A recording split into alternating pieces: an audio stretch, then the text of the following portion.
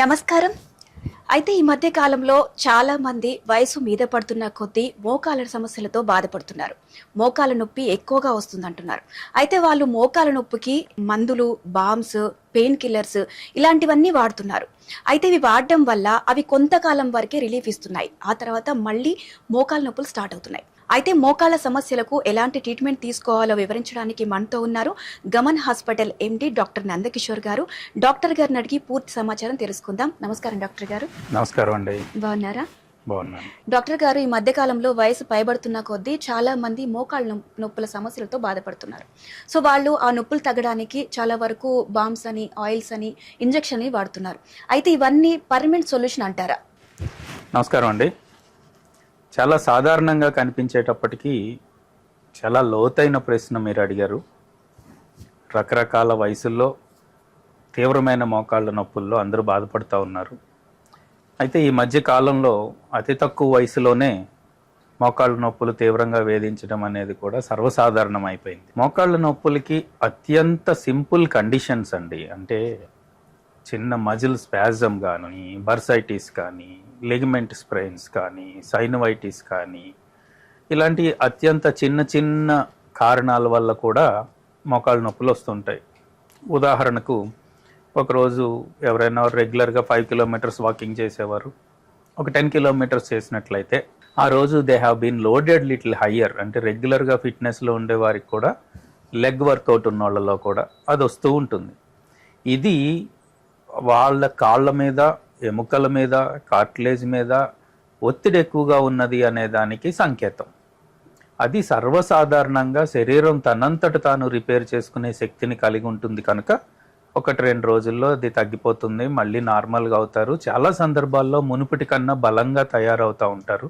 దీన్నే మనం good pain అని కూడా అంటూ ఉంటాం. అయితే కొంత దీర్ఘకాలికంగా వేధించే సమస్యల్లో మెనిస్కల్ ఇంజరీస్ కావచ్చు, లోపల ఏసీఎల్ ఇంజరీస్ కావచ్చు, ప్రతిదీ స్పోర్ట్స్లో మాత్రమే ఇంజరీ కాకపోయినా బైక్ మించి పడిపోయిన లాంటి కారణాలు ఉన్నా, మెట్ల మీద నుంచి జారి ఉన్నా, వేరే ఏ విధమైన ఫోర్సు బయట నుంచి తగలకపోయినా కూడా ఏసీఎల్ ఇంజరీస్ అనేవి జరిగేదానికి అవకాశాలు ఉన్నాయి. కనుక యాంటీరియర్ క్రూషియేట్ లిగమెంట్ అంటామండి. ఎముకలు ఒకదాన్నొకటి అదుపులో ఉంచి, ఒక ఎముక ఇంకొక దానిపైన ఎక్కువగా జరగకుండా ఉంచి మూమెంట్ని నియంత్రించేది యాంటీరియర్ క్రూషియేట్ లిగమెంట్. అందరూ సాధారణంగా వింటారు. దీన్ని ఏసీఎల్ అంటారు. ఇలాంటి సందర్భాల్లో కంప్లీట్ ఏసీఎల్ టియర్ ఉంటే ఖచ్చితంగా ఏసీఎల్ రిపేర్ అనేది జరిగి తీరాలండి. అది స్పోర్ట్స్ ఇంజరీ. అప్పుడు మాత్రమే వాళ్ళు పూర్తి స్థాయి ఫిట్నెస్ని సాధించగలుగుతారు. అయితే డీజనరేటివ్ ఆస్టియో ఆర్థరైటిస్, మనం అందరం పెద్దవారిలో సహజంగా మనం మాట్లాడుకునే మోకాళ్ళ నొప్పిని, ప్రత్యేకించి ఈ సివియర్ ఆస్టియో ఆర్థరైటిస్ని కనుక మనం గమనించినట్లయితే ఎక్స్రేలు అందరూ సహజంగా చూస్తూ ఉంటారు. లోపల వైపు ఉన్న భాగము, బయట వైపు ఉన్న భాగము, జాయింట్ మధ్యలో ఉండే భాగాన్ని మనం ఇలాగ 3 విభాగాలుగా గమనించినట్లయితే ఆ గ్యాప్ తగ్గిపోవటం అనేది అక్కడ ఉన్న కార్టిలేజ్లో బోన్ ఫార్మ్ అవుతూ ఉండడం ద్వారా మొబిలిటీ తగ్గుతుందండి. అదే కార్టిలేజ్ అరిగిపోతుంది అన్నట్టుగా వాడుక భాషలో మనకి చెప్పే ప్రయత్నం చేస్తూ ఉంటారు. ఇది 2 వైపులా పూర్తిగా తగ్గిపోయి ఒక బోన్ మరొక దాని మీద రాపిడి చేస్తూ ఉండి వ్యక్తి తన పనులు తను చేసుకోవడం కష్టమైపోయిన సందర్భాల్లో మనకి ఈ సర్జికల్ ఆప్షన్స్ అన్నది, అంత తీవ్రమైన ఆర్థరైటిస్కి కనుక ఒకరు గురైనట్లయితే ఖచ్చితంగా పెయిన్ కిల్లర్స్ కానీ, ఎక్స్టర్నల్ అప్లికేషన్స్ కానీ, పెయిన్ మేనేజ్మెంట్ క్రీమ్స్ కానీ, మరి ఏ విధమైన అయినా కానీ ఆశించినంత ఫలితాన్ని మనకి ఇవ్వలేని పరిస్థితుల్లో ఉంటాయండి. ఖచ్చితంగా అవి ఈ సమస్యకు పరిష్కారాన్ని అయితే చూపలేవు. అయితే ఎర్లీ స్టేజెస్లో ఉన్న వారికి కొంత ఖచ్చితంగా ఉపశమనాన్ని కలిగిస్తాయి. అందుచేత ఏ విధమైన వైద్య విధానాన్ని మనం తప్పుపట్టాల్సిన పని లేదు. అది ఆయుర్వేదం కావచ్చు, హోమియోపతి కావచ్చు, ఎలోపతి కావచ్చు, ఇంటర్వెన్షనల్ పెయిన్ మేనేజ్మెంట్ ఆప్షన్స్ కావచ్చు, మసాజులు కావచ్చు. కానీ ఎవరికి ఏ స్థాయిలో, ఎంత తీవ్రతలో, ఏ కారణానికి మనం దాన్ని సద్వినియోగం చేసుకుంటున్నాం అనేది ముఖ్యం. అయితే తిరిగి డీజనరేటివ్ ఆస్టియో ఆర్థరైటిస్ అనే కండిషన్కి మనం చేరుకున్నట్లయితే ఇక్కడ కనీసం ఒక 200 మీటర్స్ నొప్పి లేకుండా నడవగలుగుతున్నారా, వారు దైనందిన కార్యక్రమాల్లో వాళ్ళ పనులు వాళ్ళు చేసుకోగలుగుతున్నారా, పెద్దవారు వాళ్ళ రూమ్ నుంచి రెస్ట్ రూమ్కి సేఫ్గా వెళ్ళి వాళ్ళ కార్యక్రమాలు వాళ్ళు చేసుకుని తిరిగి సేఫ్గా క్షేమంగా వాళ్ళ చైర్లోకో ఆఫీస్లోకో హాల్లోకో తిరిగి బెడ్ మీదకో చేరుకోగలుగుతున్నారా అన్నది మనం గమనించాలి. వారి డే టు డే యాక్టివిటీస్ని తీవ్రంగా బాధ కలిగిస్తున్న సందర్భాల్లో తగిన పరీక్షలు చేసి ఈ మధ్య కాలంలో వస్తున్న దాంట్లో కంప్లీట్ టెర్మినల్ అంటే గ్రేడ్ 4 ఆస్టియోఆర్థరైటిస్ లేని వారికి ఒక అద్భుతమైన అవకాశం అయితే ఖచ్చితంగా ఉందండి. రేడియో ఫ్రీక్వెన్సీ అబ్లేషన్ అంటాము.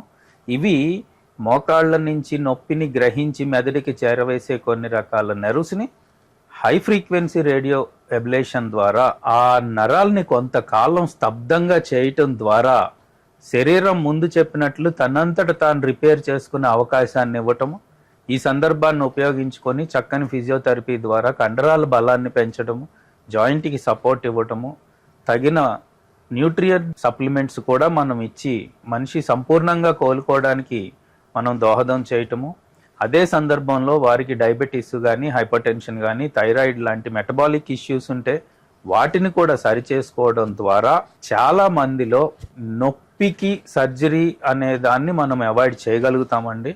కానీ ఖచ్చితంగా గ్రేడ్ 4 లాంటి ఆర్థరైటిస్ చేంజెస్ వచ్చినప్పుడు మాత్రం టోటల్ నీ రీప్లేస్మెంట్ అనేది మాత్రమే ప్రపంచవ్యాప్తంగా గుర్తింపు పొందిన పరిష్కారం. కొంచెం ఎర్లీ ఏజ్లో ఉన్నవారికి అంటే 35 నుంచి 50 సంవత్సరాల లోపులో ఉన్నవారికి తీవ్రంగా నొప్పి ఉండి ఎక్స్రేల్లో మనం అనుకున్నంత స్థాయి మార్పులు లేని సందర్భంలో ఖచ్చితంగా ఆర్ఎఫ్ఏ అనేది డాక్టర్ని సంప్రదించి పూర్తి వివరాలు తెలుసుకొని దానికి సరైన సమయంలో ఆర్ఎఫ్ఏ ట్రీట్మెంట్ కనుక తీసుకున్నట్లయితే ఖచ్చితంగా దీన్ని పోస్ట్పోన్ చేయొచ్చు. చాలా సందర్భాల్లో సర్జరీ అవసరం లేకుండానే కంప్లీట్ పెయిన్ రికవరీ తోటి సహజమైన లైఫ్ స్టైల్ని తిరిగి ఎంజాయ్ చేసే అవకాశాలు అయితే ఖచ్చితంగా ఉన్నాయండి.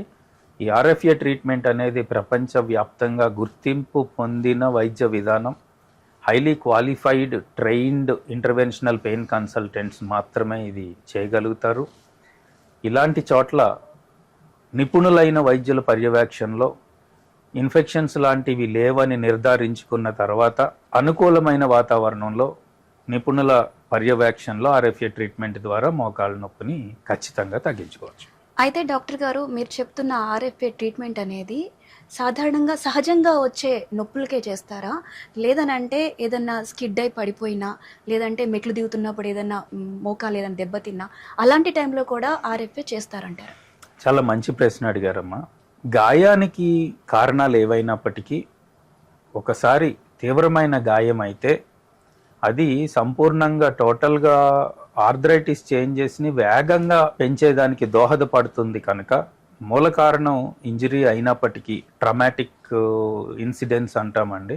ఆస్టియో ఆర్థరైటిస్ అనేది మోకాళ్ళ లోపల ఉన్న ప్రతి ఒక్క టిష్యూని ఇన్ఫ్లుయెన్స్ చేసేది. ఉదాహరణకు మజిల్స్ కావచ్చు, టెండాన్స్ కావచ్చు, లిగమెంట్స్ కావచ్చు, మెనిస్కై కావచ్చు, సైనోవియల్ ఫ్లూయిడ్ కావచ్చు, కార్టిలేజ్ కావచ్చు, సబ్ కాంట్రల్ స్క్లిరోసిస్ కావచ్చు, మోకాళ్ళ చిప్ప పటెల్లా లాంటి దాని చుట్టూ ఉండేది కావచ్చు, బర్సైటిస్లు కావచ్చు. అంటే మోకాళ్ళకి సంబంధించినంత వరకు ఒక ప్రతి అంశాన్ని మనం క్షుణ్ణంగా పరిశీలించినట్లయితే నొప్పికి చాలా రకాల కారణాలు ఉంటాయండి. కానీ ట్రామా ఇండ్యూస్డ్ ఆస్టియోఆర్థరైటిస్ అనేది కూడా చాలా సాధారణమైన సమస్య.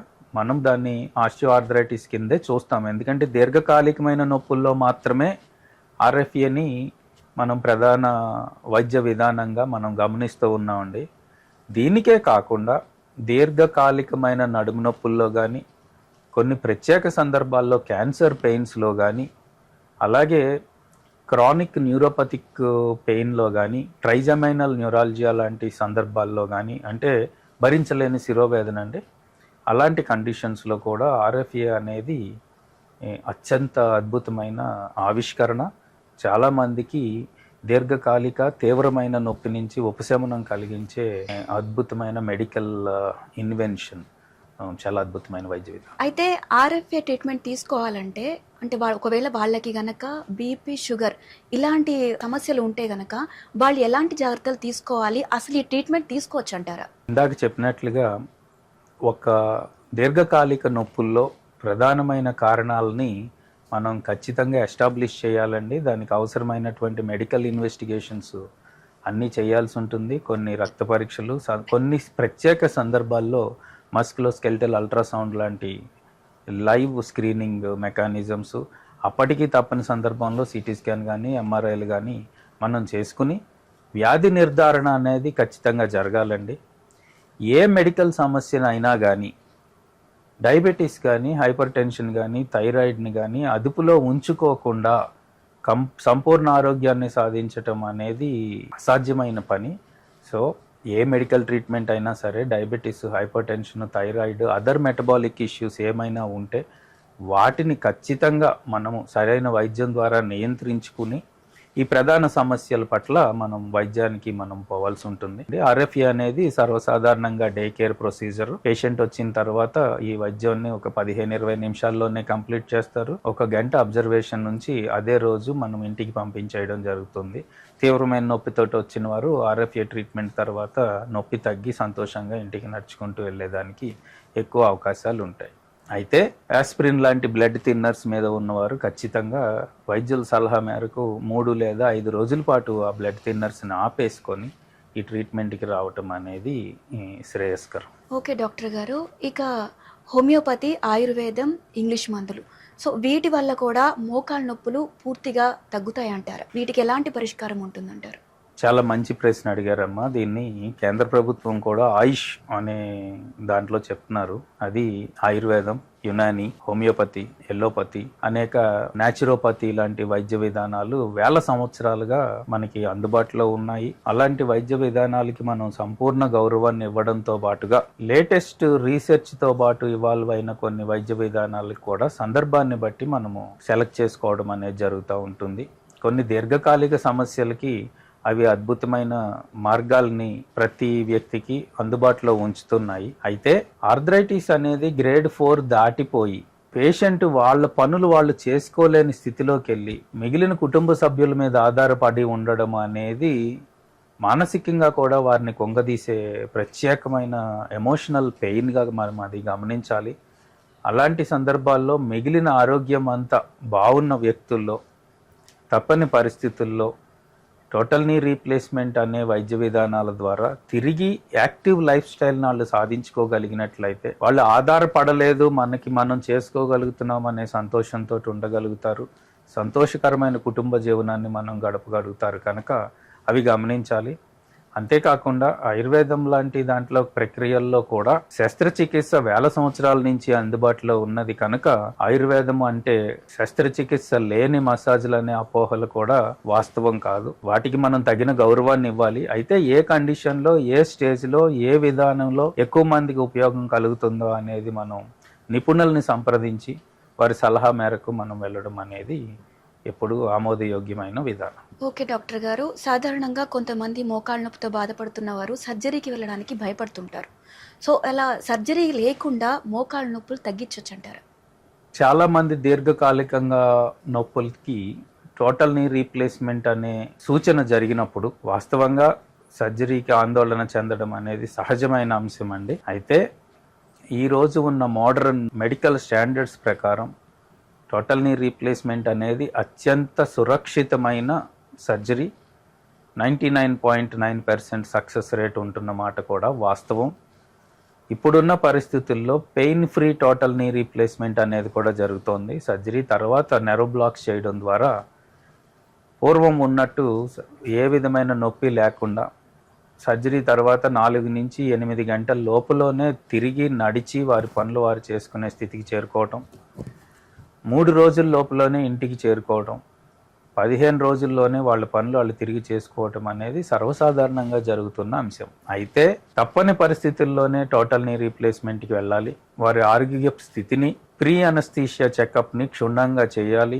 నిపుణులైన ప్రత్యేక శ్రద్ధ చూపించే వైద్య బృందం పర్యవేక్షణలో ఇలాంటి ట్రీట్మెంట్స్ తీసుకోవడం ద్వారా ఎక్కువ ప్రయోజనాన్ని పొందుతారు. ఆర్థరైటిస్ అనగానే నీ రీప్లేస్మెంట్ అనడం అనేది భావ్యం కాదు. అలాగే నీ రీప్లేస్మెంట్ అవసరమే లేదు, ఏదైనా సరే ఒకే రకమైన వైద్య విధానంతో నయం చేస్తాము అన్నది కూడా భావ్యం కాదు. ప్రతి పేషెంట్కి వారి వయసు, వారి మోకాళ్లలోని డ్యామేజ్ తీవ్రత, వారికి ఉన్న ఫిజికల్ డిమాండ్స్, మిగిలిన ఆరోగ్యపు స్థితి ఇవన్నీ దృష్టిలో పెట్టుకొని ఆ వ్యక్తికి ఏది అత్యంత సురక్షితమైనది, అత్యంత బెనిఫిట్ కలిగించేది, కంప్లీట్ ఇండిపెండెన్స్ని సంపాదించి పెట్టగలిగేది ఏదైతే ఆ మార్గాన్ని ఎంచుకొని ఆ దారిలో వెళ్ళడం ద్వారా, అలాంటి వైద్యాన్ని మనం తీసుకోవడం ద్వారా ఫిజియోథెరపీ కావచ్చు, సింపుల్ పెయిన్ కిల్లర్స్ కావచ్చు, ఆర్థోటిక్స్ కావచ్చు, ఇంటర్వెన్షనల్ పెయిన్ కావచ్చు, ఆర్ఎఫ్ కావచ్చు, తప్పని పరిస్థితుల్లో టోటల్ నీ రీప్లేస్మెంట్ కావచ్చు. పేషెంట్ సెంట్రిక్ అడ్వైజ్ అనేది అత్యంత ముఖ్యమైనదండి. బాధ్యత కలిగిన సుశిక్షితులైన వైద్య బృందం పర్యవేక్షణలోనే సలహా తీసుకుని దాని మేరకు ఫాలో అయితే అద్భుతమైన ఫలితాలని, ఆశించిన ఫలితాన్ని మనం పొందొచ్చు. రైట్ డాక్టర్ గారు. అలాగే మీ హాస్పిటల్కి రోజు ఇలా సమస్య ఉన్న వాళ్ళు, అంటే మోకాలు నొప్పులు ఉన్న వాళ్ళు ఎంతమంది వస్తూ ఉంటారు? వాళ్ళు హ్యాపీగా తిరిగి వెళ్ళడం అనేది మోకాలు నొప్పులు లేకుండా మీరు ఎంతమందిని చూశారు? మాకు మోకాళ్ళ నొప్పుల్లో 15 సంవత్సరాల అనుభవం ఉందండి. ఇంగ్లాండ్లో ట్రైన్ అయినటువంటి interventional pain consultants, physicians, physiotherapy team, orthopaedic surgeons, spine surgeons, ఇలాగా ఒక specially interested well trained team పర్యవేక్షణలోనే ప్రతి ఒక్క పేషెంట్కి క్షుణ్ణంగా మేము ఎగ్జామ్ చేసి వారికి ఏదైతే అత్యుత్తమ ఫలితాన్ని ఇస్తుందో అది మనం చెప్పడం జరుగుతూ ఉంటుందండి.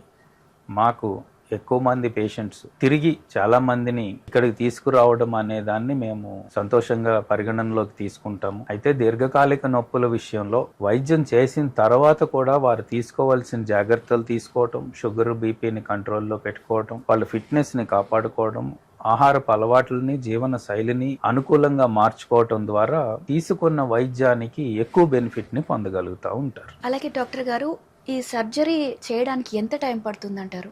పెయిన్ మేనేజ్మెంట్ ప్రక్రియ అనేది 15 నుంచి 20 నిమిషాల లోపల మాత్రమే పూర్తవుతుందండి. వచ్చిన పేషెంట్ని తిరిగి 1 లేదా 2 గంటల లోపలనే క్షేమంగా ఇంటికి వెళ్ళేటట్టుగా మనం చేయగలుగుతాం. ఇది పూర్తిగా డే కేర్ ప్రొసీజర్ అండి. టోటల్ నీ రీప్లేస్మెంట్ అనేది మాత్రం 1 నుంచి 2 గంటల వరకు పట్టే కాలం.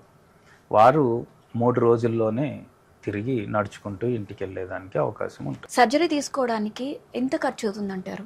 సర్జరీ అనేది పేషెంట్ యొక్క వయసుని బట్టి, వారికి మనం వినియోగించే ఇంప్లాంట్ని బట్టి, సర్జరీ పూర్వపు స్థితిలో వారికి ఉండే ఆరోగ్యపు కండిషన్స్ని బట్టి, వారికి మనం చేయాల్సిన ప్రీ అనస్థీషియా చెకప్, ఇన్వెస్టిగేషన్స్ని బట్టి వ్యక్తికి కొంత మేరకు వ్యత్యాసం రావడం జరుగుతుందండి. మా హాస్పిటల్లో అత్యంత తక్కువ ఖర్చుకి అన్కాంప్రమైజ్డ్ ఇంప్లాంట్స్ తోటే ఈ టోటల్ నీ రీప్లేస్మెంట్ అనేది ఇవ్వడం జరుగుతుంది. We are affordable, available and competitive with high quality care. So doctor గారు చెప్పింది విన్నారు కదా, సర్జరీ అంటే భయపడాల్సిన పని లేదు. మోకాలు నొప్పులు అనేది చాలా పెయిన్ఫుల్గా ఎక్కువగా ఉంటే సమస్య మాత్రం గమన్ హాస్పిటల్కి వెళ్ళి ట్రీట్మెంట్ తీసుకోండి. అలాగే వెంటనే 1 రోజులోనే ఇంటికి వెళ్ళిపోవచ్చు. మీకున్న సమస్యలన్నింటినీ కూడా డాక్టర్ గారు దగ్గరుండి చూసుకుంటారు. ఇంకేమైనా డౌట్స్ ఉన్నా కూడా డాక్టర్ గారు క్లియర్ చేస్తారు. మరో ఎపిసోడ్లో మళ్ళీ కలుద్దాం. అంతవరకు నమస్కారం.